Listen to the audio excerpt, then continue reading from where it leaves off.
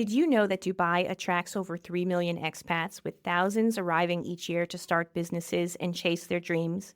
But what does it really take to make that leap and build a life of profit and purpose abroad?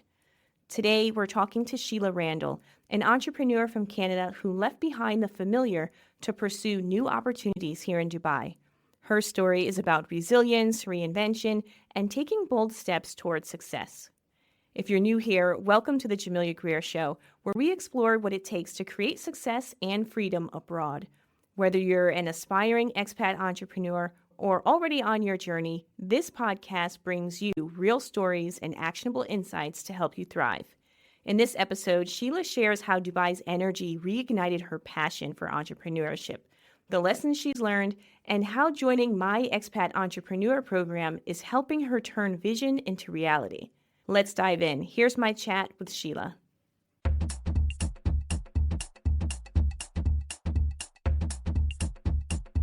Okay, Sheila, tell us about your journey from Vancouver to Dubai. And Sheila, thank you so much. You and I connected because you previously attended a TikTok live session, and you mentioned you had been following the TikTok account for a while. Can you tell us a little bit about your journey from Vancouver to Dubai? Absolutely.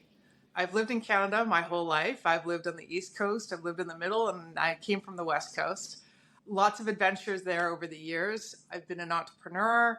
I worked corporately for international companies. The last 4 years, I have worked for a Dubai-based company, and I had the challenges of the fact that's a 12-hour time zone difference. It was killer.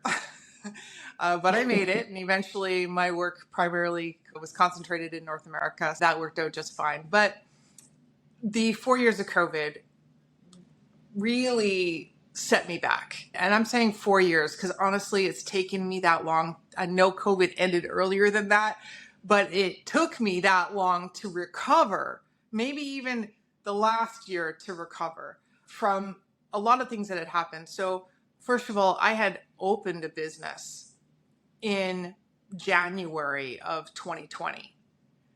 I had to close that business on March 7th, 2020. And I decided not just to close it. I knew when they said that 2-week shutdown, it wasn't happening. And I closed the whole business. And that was heartbreaking. And I wasn't really sure whether I was going to open it again. But I had worked the entire previous year on opening this business. And I also had business partners.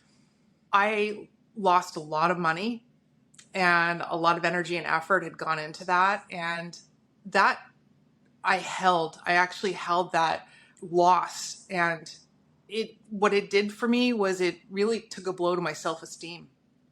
And between being alone, working from home for several years, not having solid relationships with my colleagues and having the positive feedback and interactions and no growth in what I was doing was really limiting me. And it was okay. It was good enough, but it wasn't great. I was not thriving. I was satisfied, happy, trying to work through what I was going to do next. And it just wasn't coming. And I'm not coming. Very much like whether or not I was a previous entrepreneur or I was a new entrepreneur. Right. And so you had this whole falling out from, starting this business and then moving to the point of, experiencing a setback, which a lot of us do. A lot of us experience that. And for many people who are listening, they may be thinking, well, no matter where you are in life, you could be someone who is thriving in a corporate role or someone who's thriving as a consultant, or even though you've set up your own business, you do eventually, many people get to a point where they say, I want more. I want to do something else.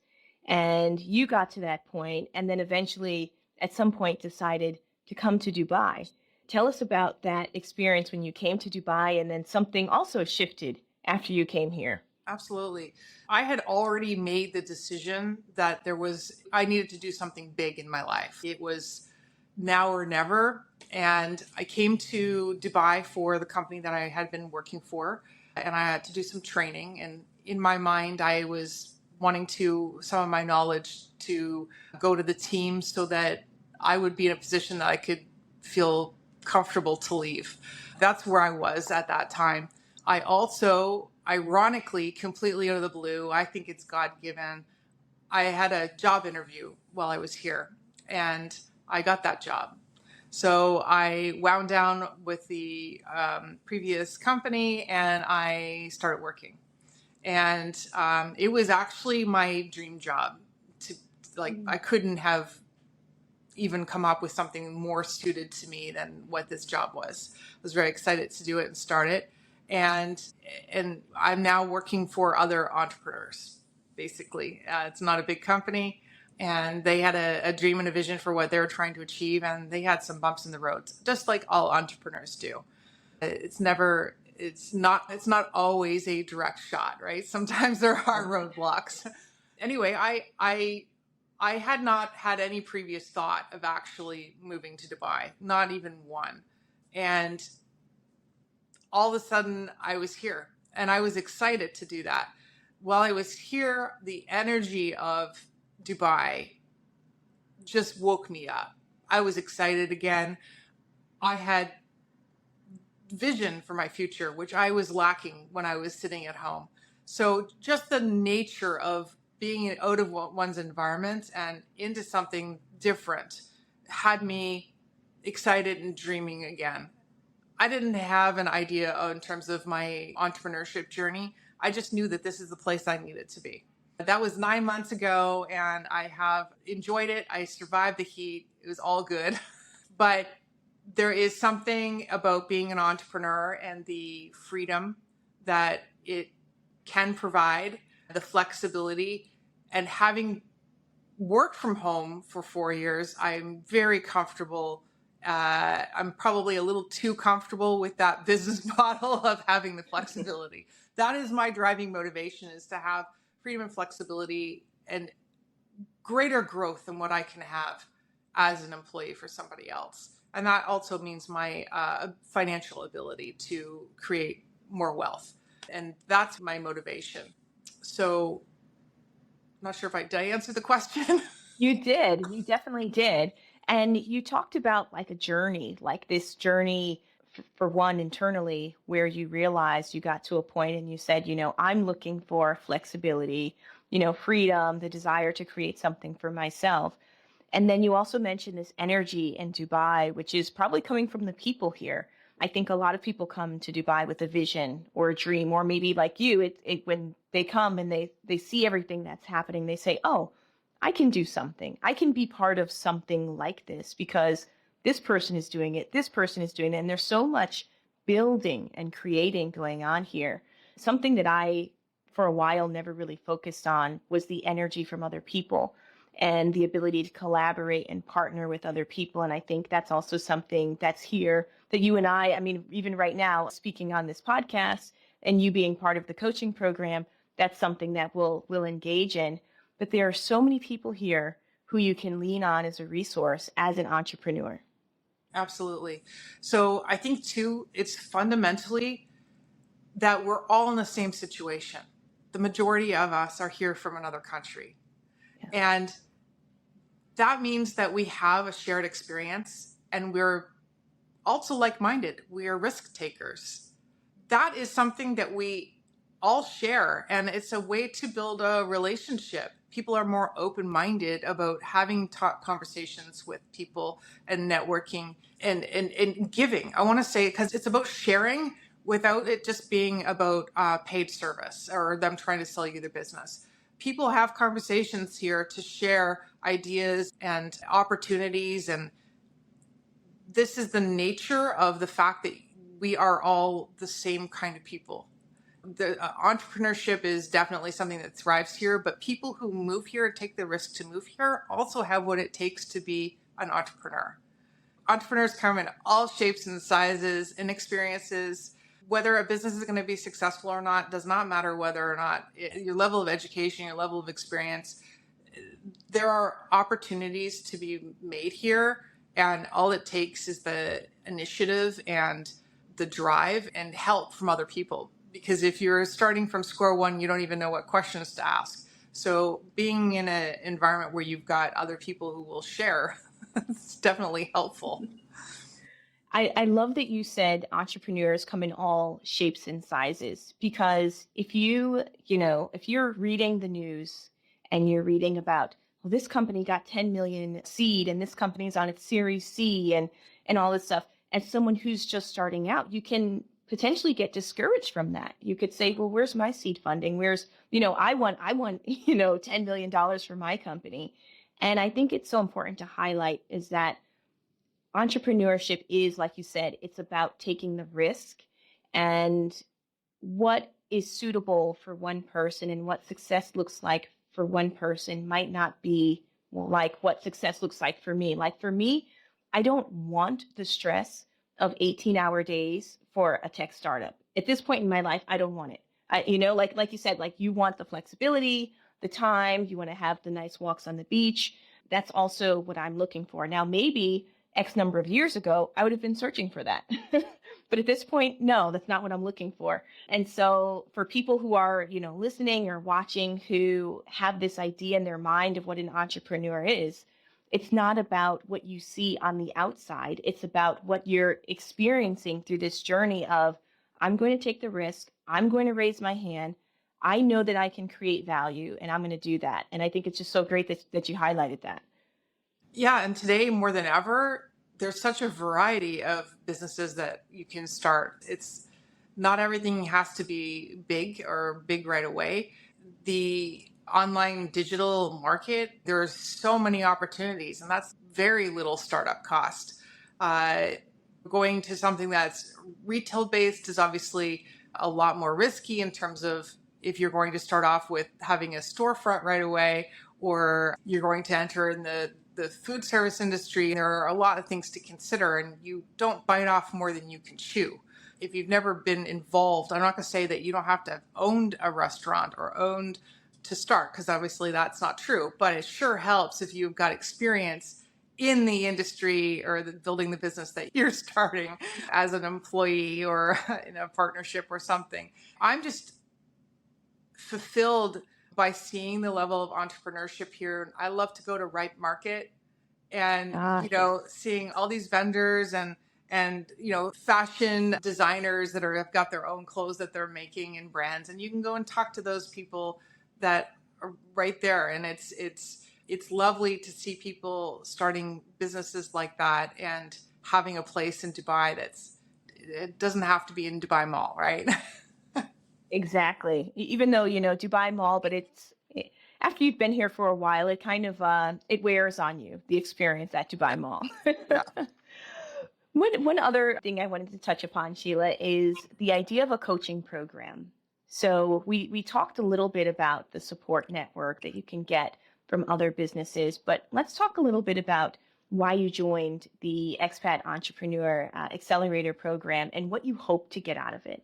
Absolutely. So I have been a business owner multiple times over, like I said, retail, coaching, consulting. So I'm not new at it, but I am new to Dubai. And I also want to take a different approach than I ever have had in the past, because I don't want to do it all by myself. I do believe that having feedback and in this journey, especially in a new place with the landscape of how Dubai business works here, having someone who has already been through that, having someone who's got, like yourself, that has some legal knowledge as well. And also just having, I want to say, the companionship through the journey. I've watched you and admired what you've had to say over the last 9 months. I saw you on a live for 60 seconds, to hear that you were having a 12-week business coaching program. And I didn't have time to finish. I just said, okay, I'm in. And I clicked on the link and I'm like, I'm done. I didn't even have a business idea in mind. I've been rolling around in my brain, thinking about what that might be. And I don't even have absolute clarity today. But I know through the journey with you, I will establish that clarity, and that 90 days from now, I will be in a far better place than I am today in creating what that is. I am ready to get started with a business that's not just about the idea of it, but establishing exactly what those activities are and those services I'm going to offer. I am looking forward to having the feedback, not only from yourself, but from the others in the fact that it is a collaborative coaching. I think that you grow a lot from hearing from other people's stories, as well as their ability to provide you with ideas and feedback as to your own. So that's why without a doubt, I knew from the content that you had created that you were a person of integrity. I knew that you had value to add for me. There's no question about that. And I do not know it all, nor do I want to know it all, but I want to expedite this process of building a solid foundation for my business. And I am going to get help all along the way. And so you're the first part of that journey. That's amazing. And thank you so much for those kind words. I also believe that growth doesn't happen in a box, right? Like we can't isolate ourselves for growth. And even, for me, leading and heading up this program, there is a lot to learn on other levels in interacting with people coming from other places. Your perspective in terms of what you need, what you're looking for, how you hope to get it, how other people in the program can provide that, how we can pull from the partnerships from ByteBow, my other company, and some partnerships that we have going in the AI and the blockchain space, to the extent that, you're looking to build something that has a tech integration. There's so much that can be built, and it's just a matter of raising one's hand and stepping forward and saying, I want to be part of that. So I want to commend you for that. It does take a lot of guts to come to a new country and to say, this is what I'm going to do. So you definitely should give yourself a pat on the back for that, Sheila. Thank you. I'm excited for the journey. Yeah. And my last question, we talked about, 3, 5, 10-year plans. What is, and I know you said, you're kind of noodling around with the business idea, but where do you see yourself 5, 10 years from now in terms of lifestyle? Absolutely. So I'm looking to create something that, because first of all, I am 51. So age is a factor. You can try all kinds of things when you're in your 20s and 30s and you got time. It's a little bit different when you're starting at this age. My intentions are to build something that has longevity that I can do. I don't have a sense of retirement. I want to enjoy my life all along the way. I don't want to work hard and then hope I've collected enough so that I don't ever have to work again. I think that, the world is changing so dramatically in terms of our ability to use technology and AI to assist in business, as well as our own, say, health and our lifestyles. And we can't even project what it will be like in 10 years. So when you're talking about a 10-year plan, I want to say that was like something that we enjoyed 20 years ago, but you're not going to do that anymore. You always have to fine tune what your strategy is in life. And new things come in, and things that you probably would never even have imagined can manifest here. I think that for me, I'm actually, for the first time in my life, I'll say I don't have a 3, 5, 10-year plan, nor that I'm trying to. What I'm trying to do is I have a quarterly plan and a yearly plan for this year. This is where I'm at. Yeah. And I have dreams of the future, but for now, it's just a matter of putting one foot in front of the other, taking action, getting started, not spending too much time on my head, more time in what I need to do to get ahead. But I want to create something that's lasting. So that's my objective, is something that I can have for the rest of my life. That's the incentive. Yeah, and it certainly sounds like you're focused on creating something that is for you, and I think that's so important. Is that you've done the work, you know what you want to experience, and you're not looking at anyone else's definition of success. You're looking at, what do I want? How do I want to spend my time? And that's wonderful.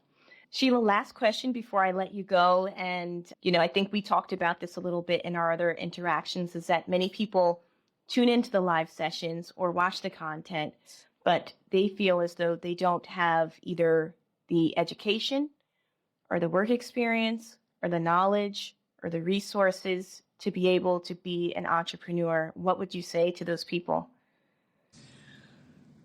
So I believe that everybody has great ideas within them. And sometimes it's just a matter of having conversations with other people to pull that out. Put it all on the table. Some of the things that you wouldn't even think is a business idea, other people would say, why wouldn't you do that? That's a great idea. So having conversations and expressing yourself and having probing questions to try and decide what skills do you have? What are you interested in? What would make you happy?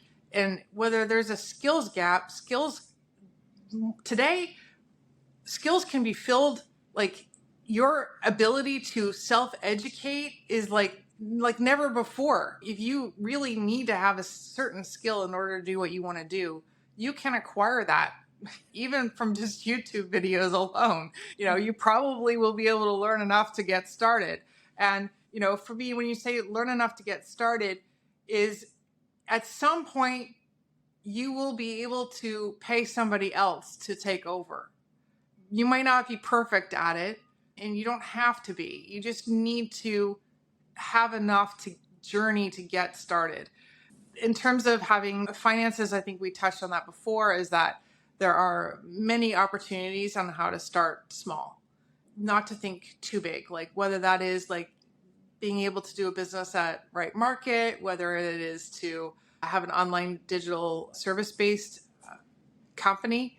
Just need to explore all of the things that you might be able to do. And sometimes when we have, I say, conversations with our friends, that's not the place to be getting the feedback, depending upon what your friends group are all about. It's one thing if you have a group of friends that are all entrepreneurs. It's another if they're all employees. So speaking with other people that are outside of your culture, outside of your skill set, to probe and uncover during the process. I think that there's a lot of opportunities to be had.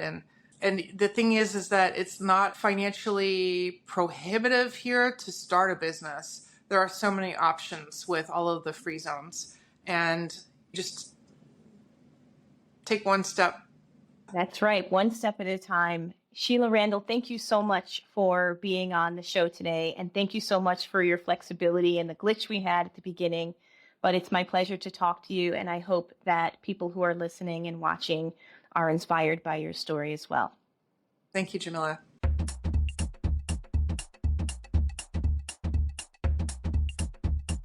Hey guys, thank you so much for tuning in and listening to today's episode. I appreciate when you guys tune in and the time that you take to listen to the show and support us. And I have one thing that I'd love for you to do that would really help us out, which is rate the show. If you've enjoyed it, make sure you rate it. You can do it on whatever platform you're listening on. That would do wonders for us. And if you really want to be a super fan and really support the show, there's a link below that you can support us and donate a small monthly contribution, which allows us to continue to create great content for you. Thanks so much again. Appreciate you, and see you next time.